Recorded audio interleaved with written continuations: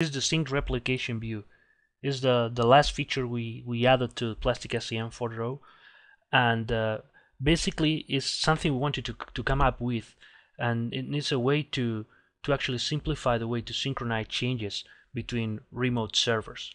It can be used for different scenarios. The simplest one is the one I have defined here, is my local server against our corporate server or against our central server.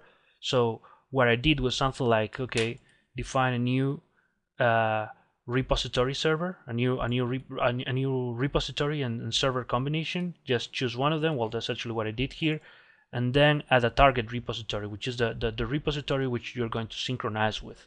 That's basically what I did here. So I got the Codis repository and localhost, and also the remote one, and then the view is able to show you the chain sets that need to be exchanged between the two servers. In this case, I don't have any outgoing chain set on my local server, but I have a lot of incoming ones from the remote one, which is actually the real one we have in the office, right? So there are a lot of branches that I never replicated before. Actually, you see it because we use branch per task is a huge list, and the next thing is you can go and actually see the chain sets, who made them and what they are all about, right? So you can go here. This chain set, for instance, done well quite a long time ago, and diff it, immediately see what I changed there, what the modifications are, and so on.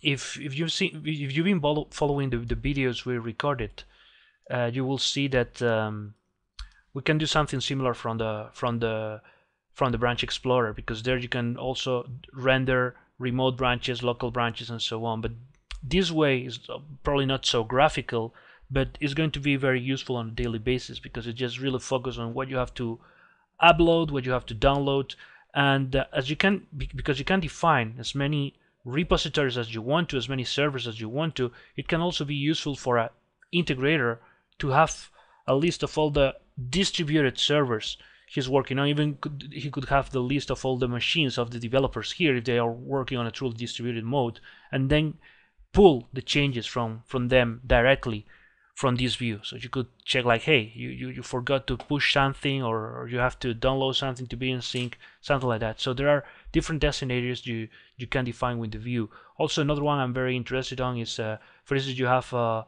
mirror server, or you have a server on your office, another server distant in another part of the world for another team. So you could have a view and immediately see here. You can define as many views here as you want to, and you can define and you can see and inspect the changes they need to replicate back and forth, and actually trigger the replication if you want. So I think it's a really cool new feature that's going to be useful on a daily basis for the developers.